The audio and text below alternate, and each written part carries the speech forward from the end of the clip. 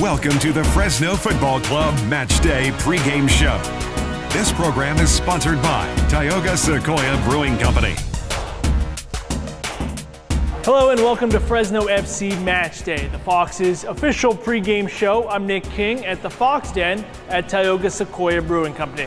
Los Zorros riding a 4-game unbeaten streak after a 1-1 draw at St. Louis. In that game, a week and a half ago now, Fresno FC trailed 1-0 at half, but got the equalizer less than 2 minutes into the second half with a Juan Pablo Caffa header, Caffa's second straight game with a goal. There would be no scoring after that, although it took a couple of big Kyle Rainish saves to preserve that tie. Here's a look back at the key moments. So far, just one goal in every game for St. Louis FC. As we're underway, the visitors will get us started, going from right to left in their road whites. St. Louis in their home greens with the blue trim. Long ball is sent for Corey Herzog. He'll run to the defender. He'll keep possession. A little bit of a pocket of space there. Left foot attempt! And it was decent from Corey Herzog. Greg. Sprayed ball out to his right-hand side for the overlapping run of Barden. Into the channel for Martz. Works around the defender. He'll try the left-footed shot. But Kyle Rainish watched it. He knew it was going on. 26-year-old to run at Navarro. The right-footed cross is sent in the direction of Martz, who caught something on it.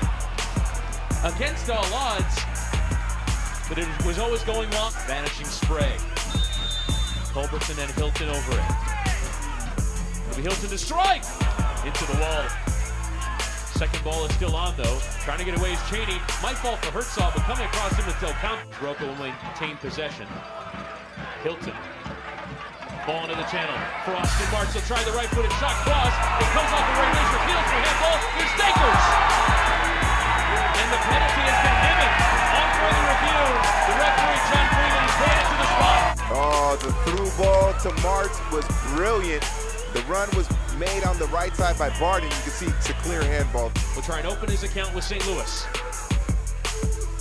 The Reading, Pennsylvania native sends the keeper the wrong way and opens the scoring for St. Louis. Corey Herzog, after a handball in the area by Fresno, has put the hosts in front. We set it up, and Herzog finishes it. If you have a look at the goal, the replay of the St. Louis FC goal is delivered by Domino's by Corey Herzog. With 3 more games still to come later tonight between Orange County, LA Galaxy 2, Phoenix, and Real Monarchs, Sacramento, and Seattle Sounders 2. As we now are underway in the second half, a little bit of a false start. Cliche. That's one way I can think of to make the point about being repetitive. But as the ball is flicked through, and it's gone in!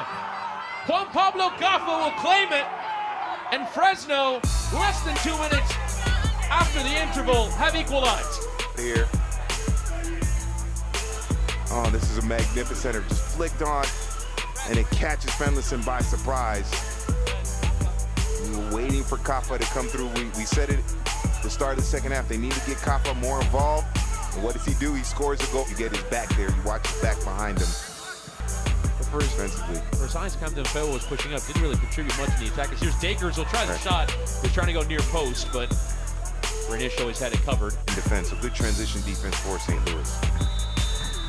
So it'll be Barrera to swing it in. Clipped in towards that penalty spot. Still out in the air for Ribeiro, who had a first-time strike, but couldn't make its way through.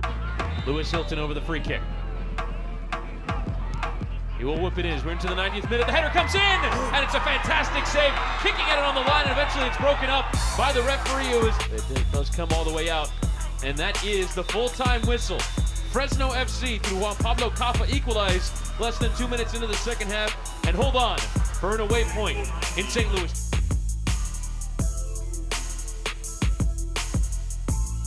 For the 3rd week in a row, Fresno FC had a player on the USL Team of the Week. Center back Ramon Martin Del Campo in there for week 4.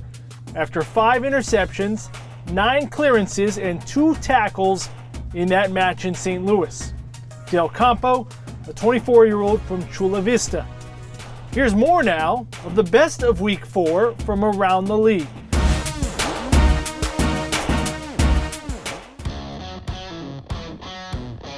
Hurd. One for Chang. Sends it across. Velasquez, a good first touch. Sebastian Velasquez! It's a terrific goal! Kimura bombing forward. Wynn. Oh, a misplay in Alan Wynn. Down the right side, cuts it back. Alan Wynn! Fire it up! Alan Wynn strikes! Nashville has the breakthrough! Hashimoto. Selmel, familiar territory. Selmel shooting from the corner, he put it in! Oh, what a finish!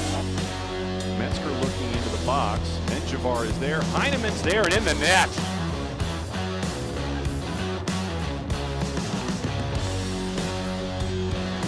Schreiber! It's in!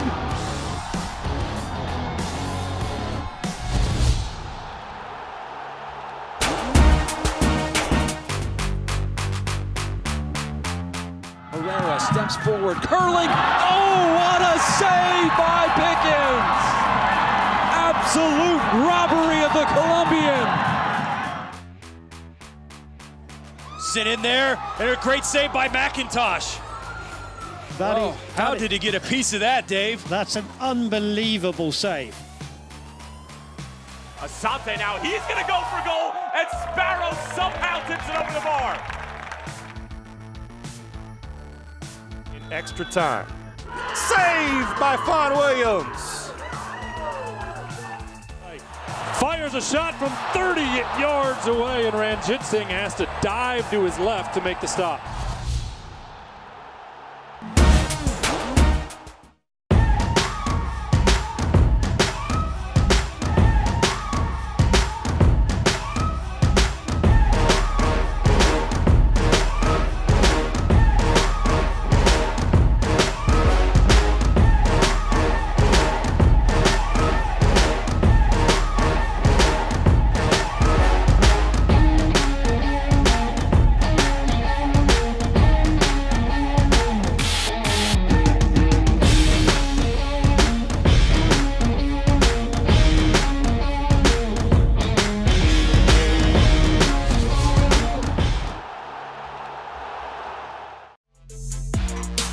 Reminder, we want to make your fandom of Fresno FC a part of this show.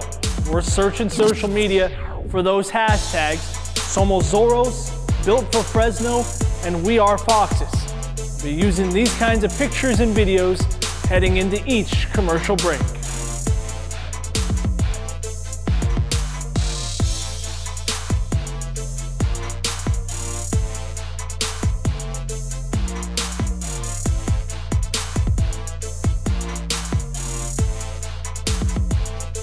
The Fresno Football Club Match Day pregame show will be right back after these short messages. Welcome back to the Fresno Football Club Match Day pregame show. This program is sponsored by Tioga Sequoia Brewing Company.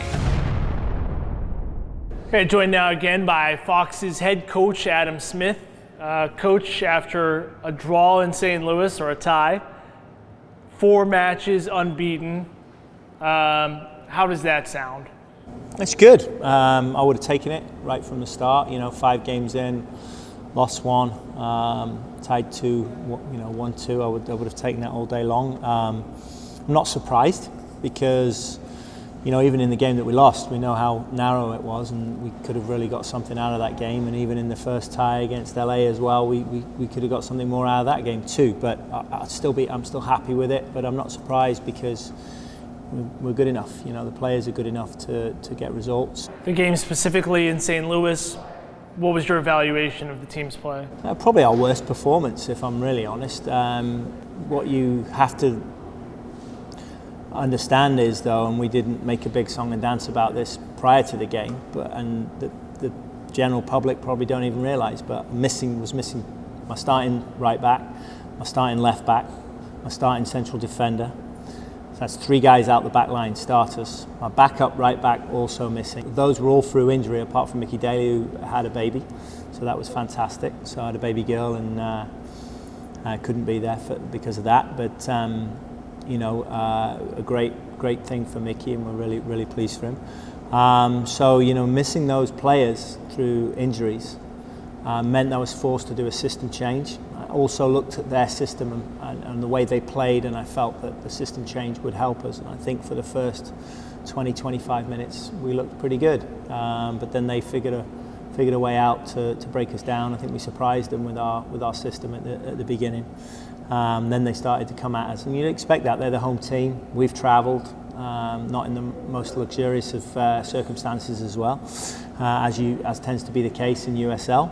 But we've done it, and we've gone there, and we've ground it out, and we've got a point, and it's a great point at the end of the day. And you mentioned these injuries. Is it nice now to have this week of no game and maybe heal up a little bit? Oh, for sure. In fact, couldn't have come at a better time, really. I'm hoping we'll have everybody available for Wednesday for selection at least. But we have enough strength and depth in the squad, and that's why you have a big squad, so that you can rotate players and you can tweak things and change things and tactically change things to try and break the opposition down. So I'll still be confident, come Wednesday's game, that I'll have a good number to choose from. We haven't really talked about goalkeeper Kyle Rainish. In St. Louis, he looked pretty beat up by the end of things, but just as a guy who came on to the team late, what have you thought he's been able to do for you guys the first 5 games? He's been excellent, but it's what I would expect, from somebody of his caliber that's been around a long time and been involved with some of the biggest clubs in the country, and somebody with his experience, just his calming presence at the back, his knowledge and understanding of the game, and he's been big for us. How about you now, 5 games in? I don't know how much nerves you felt first game as a head coach. Do you feel like you've settled into the role here? Yeah, I mean, it's still early days. I don't want to get carried away with things. I mean, we still have a lot to do and a lot to prove, and as a group, myself included. But I think pre-season helped. I've had chance to take teams before as a head coach at this level a couple of times, so that's obviously helped stand me in good stead. And pre-season we had some big games playing the Galaxy first team pre-season, that in front of a decent sized crowd for a pre-season game. So I think it helped. It's nice to get a few games under your belt, and it's nice to have a decent record so far. But I'm not really looking at the table right now. I think we need about 8 games to really sort of look at ourselves and see where we're at and judge what we are as a team and what we're about, and what I'm about as a coach as well. But I'll just continue to work hard for the guys, work hard for my staff and for the organisation, and hopefully that spreads through the group, and we continue to do well. We would like to make you, the community, a big part of this show as well by sharing your social media posts from the matches and the hoopla before and after the matches.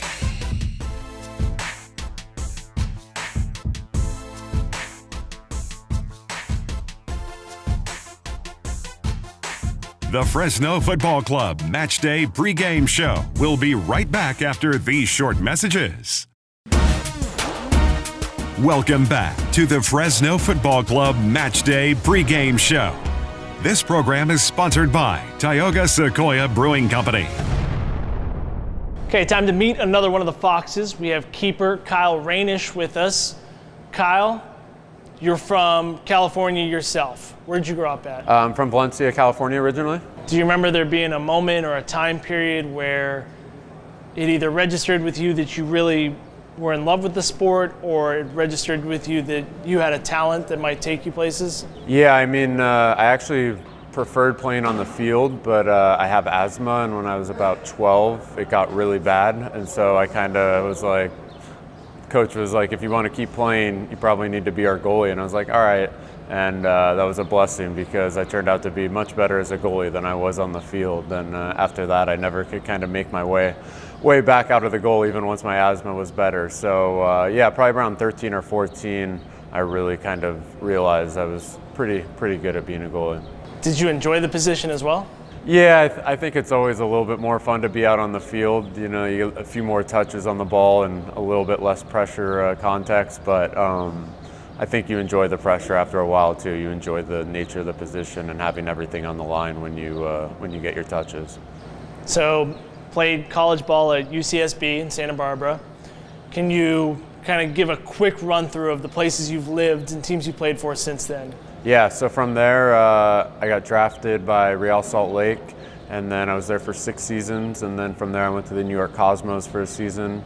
After that, I went to Chicago Fire, and then from there I got traded to the Red Bulls, played there for 2 seasons, and then this past year I was down in Atlanta with Atlanta United.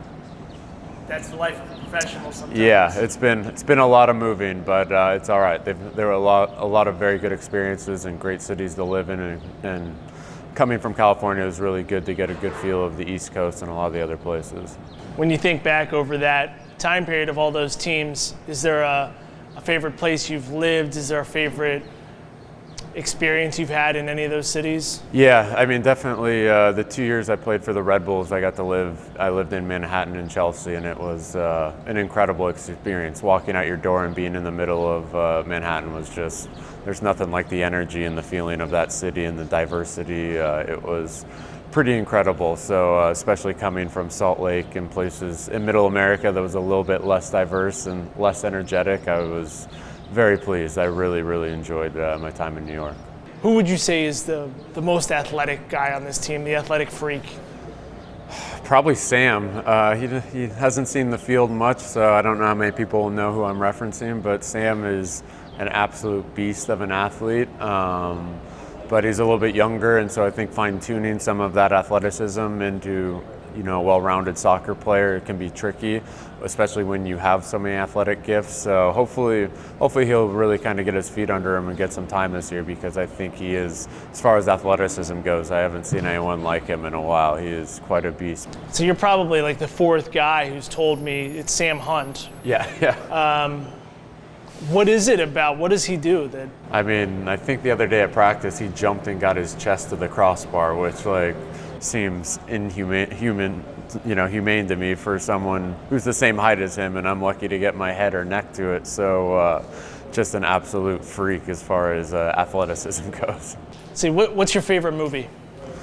Oh man, I don't know that I have like the Jason Bourne trilogies. I'm a big CIA special ops type of stuff, so anything with spies or CIA or stuff like that. I think if I hadn't played sports, I got my undergrad in law and society with an emphasis in criminal justice, so the thought was to go into FBI or some type of counterterrorism stuff, so I very, very much enjoy that kind of stuff.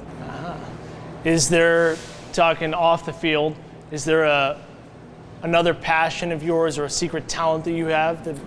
I'm pretty good at chess, freakishly. I was in chess club when I was younger, so I had some funny chess tournaments where I'd be coming straight from a soccer game, like sweaty and disgusting in my gear, and I'd be sitting down at this chess table and this kid would be looking at me like, who are you?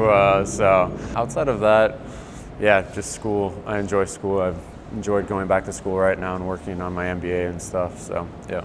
So before we started the interview here, just talk to me a little bit about going back to school, Kyle getting his MBA.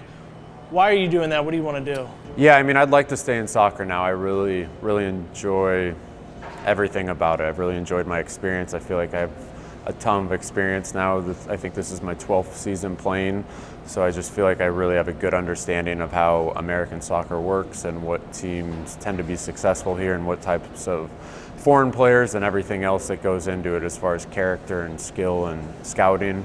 So I'm getting my MBA in sports management that will hopefully help me transition out of playing and give me a little bit of a leg up in moving to a front office or to the technical side of a team when I'm done. So we'll see when that comes. Reminder, we want to make your fandom of Fresno FC a part of this show. We're searching social media for those hashtags: Somos Zorros, Built for Fresno, and We Are Foxes.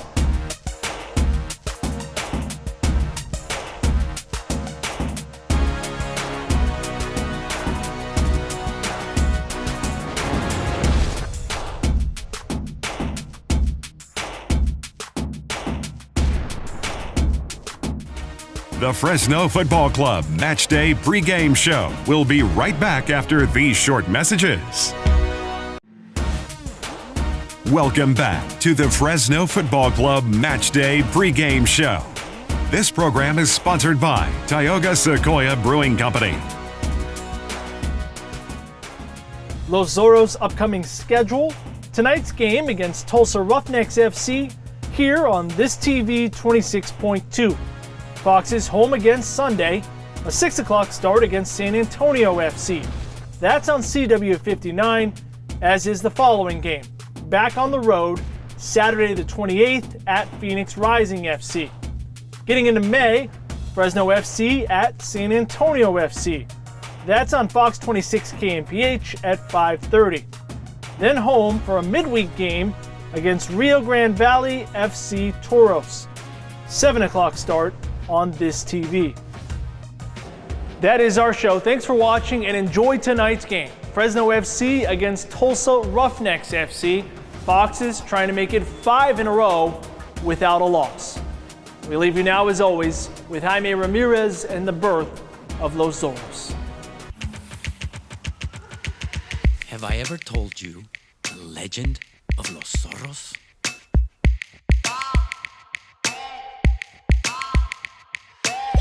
It is a legend, not of size or strength, of fury or fire, but one of speed, cunning, and of sheer will.